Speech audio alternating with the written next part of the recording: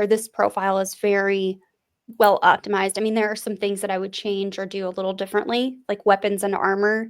Is that What would you do differently? All right, we are rolling. Welcome everyone. Brett here with Crave Books, and today I am speaking with Heather Ferris. She is a seasoned Pinterest marketer with over 8 years of experience. Heather is a pro at helping entrepreneurs and authors use Pinterest to drive traffic and sales. With a background in accounting and a passion for content strategy, Heather now runs a membership program where she empowers creators, coaches, and service providers to grow their brands with smart, scalable strategies, employing Pinterest, obviously. Welcome, Heather. How are you today? Thanks, Brett. I'm really good. How are you? I'm great, and I'm glad that I came across you. I met Heather at Author Nation, and I went to her Pinterest talk, which was really interesting and full of authors. I really did not know that authors are using Pinterest and that Pinterest could be used to increase your sales and traffic. So I'm really excited to learn about this. Like I mentioned, I'm a super noob on Pinterest. I've really never used it. My illustrator sends me some illustrations from Pinterest, but I have no idea what's going on. And I'm sure there's a lot of authors out there because it's always the big three: Facebook, Instagram, and TikTok are always the hot topic. And that's what people are telling authors to use to market their books. And I feel like Pinterest kind of gets left behind a little bit, but it seems like there's a lot of opportunity there. So before we dive into that, could you give us a little bit of background about yourself, how you started Pinterest, and where has it taken you? Yeah, so I started using Pinterest just as a user, like many people just stumble upon it and start pinning meals or outfits or whatever. That's how I got started as well. I was trying to teach myself how to cook as a new mom and new wife, and it served me really well. It was my main search engine for 6 years until again went to Pinterest to look for how to start working from home. I had prior work from home experience, but I didn't want to work on a phone. And I found blogging. And then blogging was one thing that led to another. And here we are 8 years later with a Pinterest agency and a membership and doing Pinterest education for Pinterest, which is so exciting. So, yeah, I started using it just for personal use. And then I started using it for my blog to get traffic. And that really snowballed and went well. And I started offering services to other people because I didn't want to live my life in order to blog. And here we are. Yeah, you mentioned that Pinterest basically hired you, which is saying something, that Pinterest went out of their way to get you to come talk at Author Nation. And I was like, wait, Pinterest doesn't have its own. Well, not quite. Joe and Susie and their team found me to come to Author Nation, but Pinterest hired me this year in May. We started our relationship together. And I do a lot of education for their internal creator teams. So they have like creators that come to them that want to learn about Pinterest and how to use Pinterest. Display ad agencies like Raptive is primarily who I'm working with, and they have groups of creators that have a lot of traffic. A lot of them are original bloggers that were using Pinterest back in the beginning. So that's kind of how I'm wrapped up with Pinterest right now. But the founders of Author Nation, I guess the new founders, the new owners of the conference, they wanted new blood basically to come talk at the conference is what they said. So here we are. I think it was a good talk. I enjoyed it. I learned some stuff, and there was a lot of questions that were asked, and I was like, oh yeah. There were. Yeah. So I definitely learned a lot. You mentioned you were using it as a search engine. Mm-hmm. So is it more of a search engine or a social platform or both? What's going on? Pinterest actually deems themselves to be kind of a three-sided situation. So like a place for community, which is not really how most people use it, a social media platform, and a search engine. I use it for one out of three of those methods for all of my clients and students. And that's primarily how I've used it for the last 8 years for all of our clients and students. I see it more as a search engine. 96% of all searches that take place on the platform are completely unbranded. So people are looking for things like beach reads or, soft romance books or whatever. And that it just serves them with all of these different images. Pins are what they're called. and they could be image pins or video pins. And it's all categorized by keywords. So the keywords that you use on your pin, for your pin title, in your pin description, are all categorized and indexed the same way that Google indexes your content for their search engine. So this kind of plays into the quote I read, and I'm not sure how true this quote is. It came from another Pinterest person, but they were saying 92% of users use Pinterest to plan for their purchases, whereas when I'm on TikTok, I'm not really planning a purchase. I might see something in the TikTok shop and impulse buy it, but can you Social media explain is that to very me? impulse, correct? Yeah. I'm not sure if that's the exact stat. I'll go and look in my presentation slides that I put on often and see if that's close. But yeah, I think that's probably pretty accurate. And so what does that mean when they're planning for purchases on Yeah, Pinterest? so they go on the platform. The best way I can describe this is that I think the audience would be, um, you know, be able to reconcile while listening. I'm a very visual learner. So if you were planning a vacation to another state or another country, you would create a Pinterest board and then you would start searching for things like what to do in New York City in September. And then all these images and these pieces of content are going to come up, and you're going to start filtering through those and saving them to a board for travel to New York City. And then you're going to go and search for where to eat in New York City, activities with kids in New York City. Like, depending on what your specific needs are for your trip, you're going to be searching for those terms and saving those things to your board, planning for that future purchase, whether it's online or in person. When I went to New York City with my family in 2019, this is what I did. I planned the entire 4 days that we were in New York City, from the train trip to going to on top of the Empire State Building, all from Pinterest. And then because a lot of the like travel companies and things like that are also on the platform, you're able to actually book a lot of that stuff directly from the platform now. So you go from the platform to checkout. So for authors, how people are doing this is they're going on the platform and they're looking for things like what to read after I finish, fill in the blank, best beach reads for vacation. And they're searching for those kinds of things, but they may even be planning like a reading nook in their house. So, what furniture to put in my reading nook, like how to decorate a reading nook. And And so they're saving compared these to things for like, their boards. So they're planning everything from what books to buy, to what clothes to buy, to what food they're going to eat. so the bonus too is they can save it, whereas on Facebook or Instagram you either have to share it or put it in your favorites, but you can save it to these groups, right? Yeah, you save them to boards. So all your pins they get saved to boards, and unless your profile is private or your boards are private, it's public. So what I save of yours, Brett, then other people can see and save too. And most people's profiles on Pinterest are public. I mean, we all probably will have some secret boards of some sort. I don't want you seeing what kind of European trip I'm planning. That's a secret. But yeah, that's the consensus of like generally how it works and why they're planners, because they're not looking like, I'm not going to get on an airplane today and fly to New York City and then start searching for what to do there. I'm not going to get on an airplane and fly to Hawaii and then hope that the airport has a book that I want to read. Now, are there any misconceptions? Because going into this, before I knew anything, my thought was like Pinterest is for art.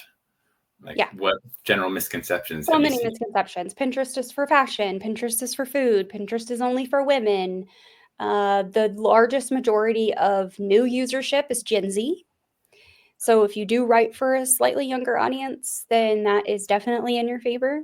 But also, like 20 to 30%, and don't quote me on that exact statistic, of all new signups around the world are men or identify as men. So that's definitely a misconception, is it's not a place where I can target men. I will say it is a place if you are targeting the household decision maker. Pinterest is definitely where you should be. However, another misconception is, oh, I can't put video over there. You absolutely can. Like all your Instagram reels, all your TikTok videos that you're making of your books, all of those should go over there. There's a feature to share your Instagram to Pinterest, correct? There is, yeah, and it's automatic. So if you share from, this is the general workflow I tell my clients and students to use. If you are creating on TikTok, let's create on TikTok first. Then we will use a tool like Repurpose.io to strip the watermark and repost it to Instagram. TikTok and Instagram have very similar music catalogs with copyright, so you don't have to worry about the music getting muted from those two platforms. Then Instagram, you can connect and claim your Instagram account on Pinterest, and Pinterest will import your Instagram content to the platform.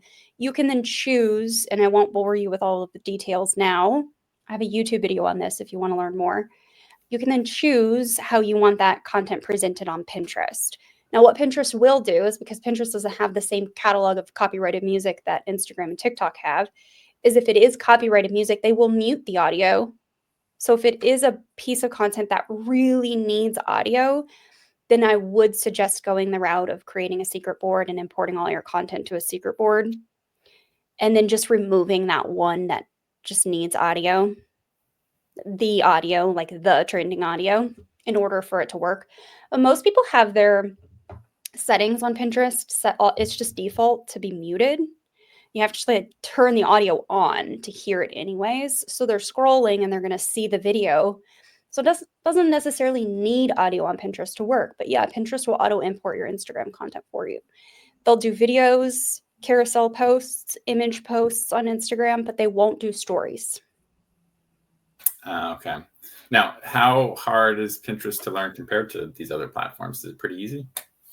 I think it's pretty easy. The foundations are, you need to know how to do keyword research. There's 3 main ways to do that: the keyword search bar, the trends tool, and the ads manager. You need to know how to create images that are Pinterest friendly. You can find pretty standard templates to start with right inside of your Canva account. Most all of us are probably using Canva. And then you need a link.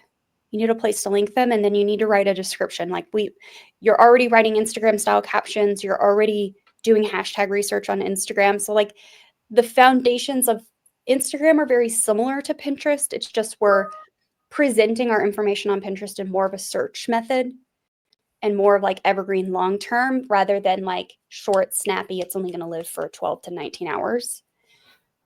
It's can be found for years, your content on Pinterest. And then the other part is understanding the board strategy component and like what kind of boards you need to create. I have a pretty well, like the YouTube channel that I run has all of this on it. So you could just like go watch YouTube videos and never purchase anything and learn like the foundations of everything that you would need to know. But yeah, I think it's pretty easy to do. You're not scrolling for trending audios, trying to figure out what kind of video you need. You're not writing hooks.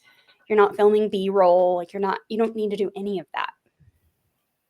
So I kind of want to, I had a couple other questions, but like you said, it's definitely easier to kind of have an idea when you can see it. So I'm going to change the screen around a little bit and Sure. share a page.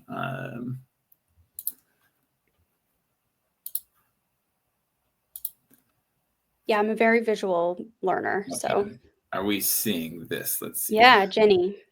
All right.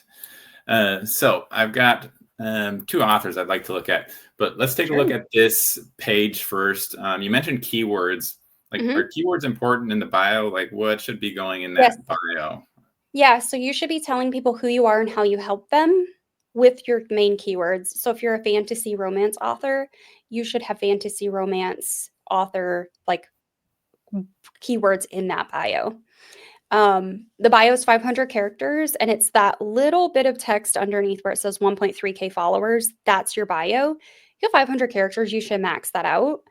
What my rule of thumb for all description writing, Brett, is 5 keywords, 5 sentences roughly brings me to 500 characters. So I try to follow that framework even for the bio, just making sure that I'm telling people who I am and how I help them using those keywords. So I kind of do it Mad Lib style. You can also put keywords up where Jenny has her name, says fantasy author, books, and travel. If I were Jenny, I would take out fantasy author, books, and travel, and I would put in there the type of book or the niche of book that she writes. So people might be looking for fantasy author, but I would reserve that for the bio, and I would put the main keyword that I want to rank for. So like fantasy romance books or fantasy romance book author. But at least I'm getting that main keyword of fantasy romance book in there because that's more likely what people would be searching for first. And so as we look at this, and it'll be Mhm. easier to see on YouTube, and So these are your what are boards. we looking at? Yep, these are boards, and this so if you imagine this as like a filing cabinet, the boards are your folders and your pins are the pages that go within. So your board is going to be optimized based on topic, book niche, trope, whatever it is that you're organizing by based on your book business. And you are then putting pins on that board that are related to that topic. So let's dive in real quick. This one Sure. says fantasy books right Mhm. here. So what's going in this fantasy books? It's her stuff, or she's saving It pins? looks like she's on this board with about 3 or 4 other people. So, actually there's 10. So if you look up in the top left-hand corner next to that title, there's 10 people total. So she's created a group board for other authors to also add their pins to. So all of the pins that go onto this board should be related to fantasy books. So whether it's romance or medieval, I don't even know. Like it should just be fantasy. Like that is the theme. And so how is someone finding, is they're doing a search and this board might pop up? This board or the pins on the board. So more likely what's going to happen is someone's going to search for fantasy fill in the blank books, so whatever theme the fantasy book is going to fall within. And then the pins on this board would be likely to come up then because the pins are placed on the board. The board SEO is indexed with the pin SEO, so they kind of get married together when they get saved. And then Pinterest will serve these pins to the right audience when they are searching for them. Okay. Now, let's go to one other author because I had a Yeah. question. Let's see. All right, this author, we've seen Amberlyn. Yeah. Now, the big question I had between these two authors is there's not a huge difference. Obviously, one has like 1,200 followers, the other 600, Sure. which is a huge difference. But the big difference to me was The this views. small number over here. She only has 4,000 monthly views, and the other one has 200,000 monthly views. What Yeah. are they doing different, So do you think? chances are, so scroll through this. So do you see how this profile has like Sea of Sirens, fantasy romance bargains, but there's also like fitness and hairstyles and cross stitch. It's all This over the seems place. more like a personal profile than it does an author business profile. The other profile is more well-rounded and optimized for the business and the keywords that are being searched. That's my first thought. My second thought is the other author is pinning things that are really getting engaged with and shared more widely. So it could be a Scroll down a little bit too so I can see the boards. 15 hours ago. So this person is pinning pretty regularly. Go back to the other profile. Let's see when she pinned last.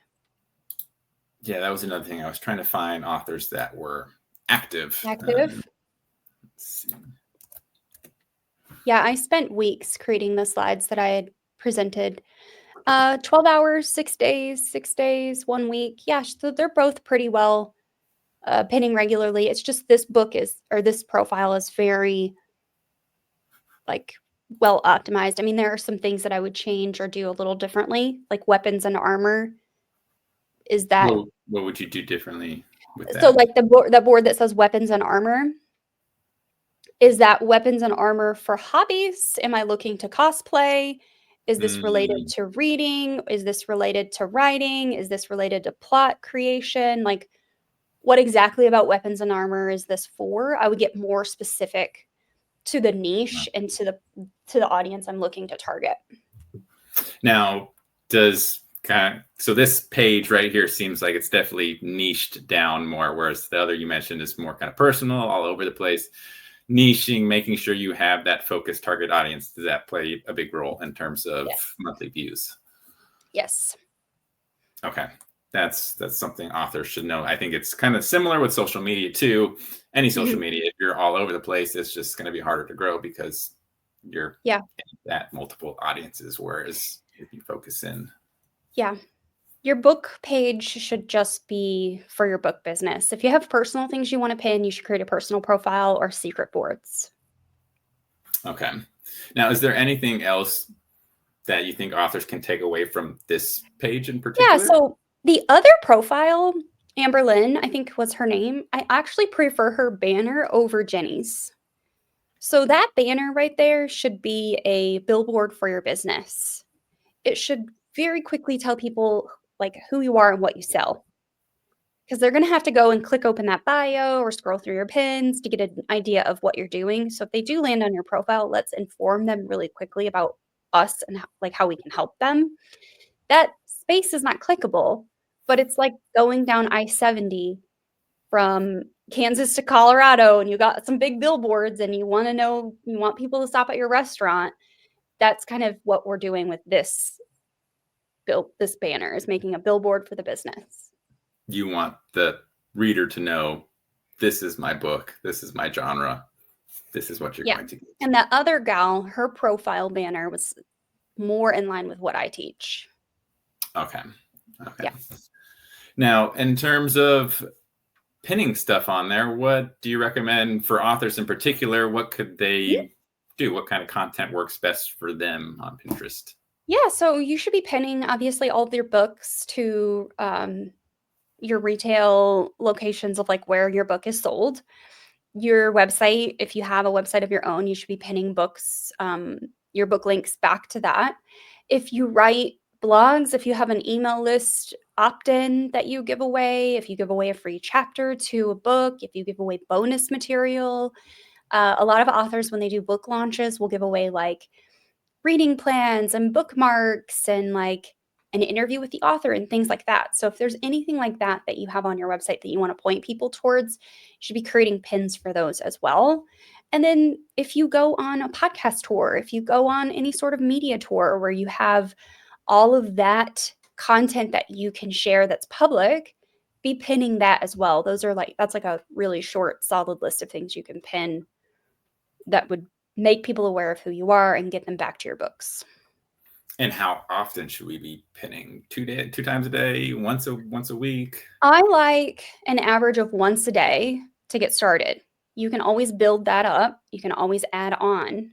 But if you can start with a really solid once a day pinning strategy, if you can get really well trained in how to find your keywords and how to use them, creating boards, thinking outside of the box for trends that people are searching for and using that trends tool.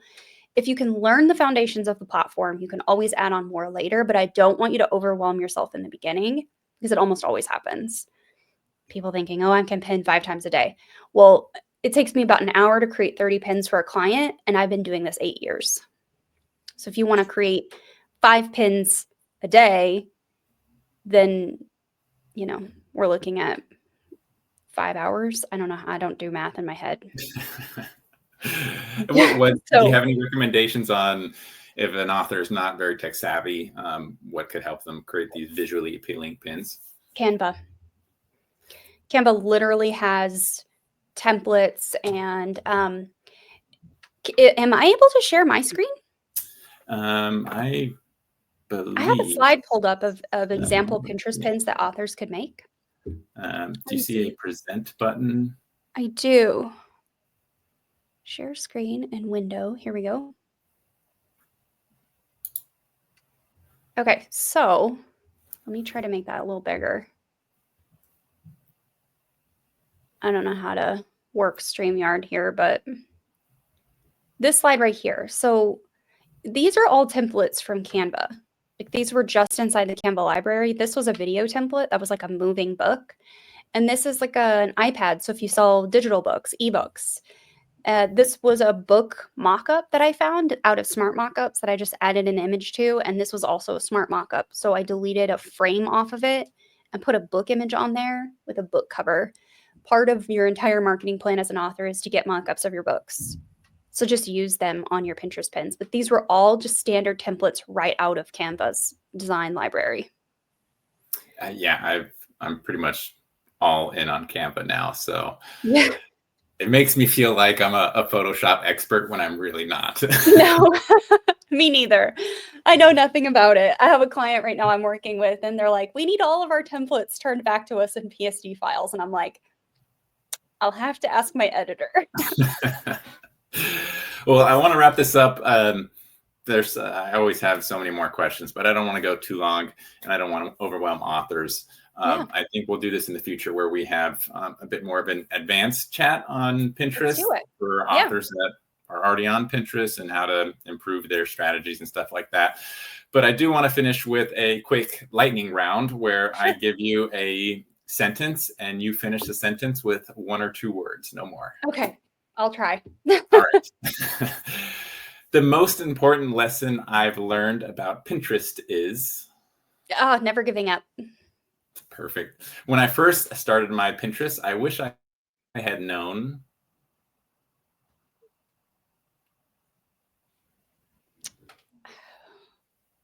I wish I had known to use more video. One marketing strategy that has significantly increased my Pinterest growth is... Blogging. If I could change one thing about Pinterest, it would be... AI. In 10 years, I see Pinterest... Full e-commerce platform. Ooh, nice. So you We'll think see it's if going that to comes true. grow? Yeah, for sure. I think they'll bring shopping on platform too, like checking out. They were toying around with that a few years ago with PayPal and integrating PayPal right into the... But then they got a new CEO and kind of ditched it. But the new CEO is from Google e-commerce.